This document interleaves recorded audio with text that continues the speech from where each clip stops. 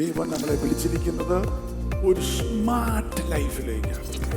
അതിൻ്റെ യെസ് എന്ന് പറയുന്ന specific vision, specific purpose.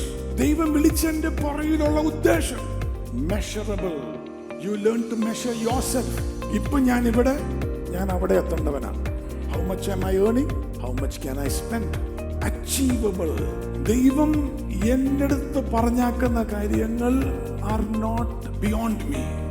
Realistic, unrealistic vision അല്ല, realistic. It's time waste. Last minute action cost more. It waste money, waste your time.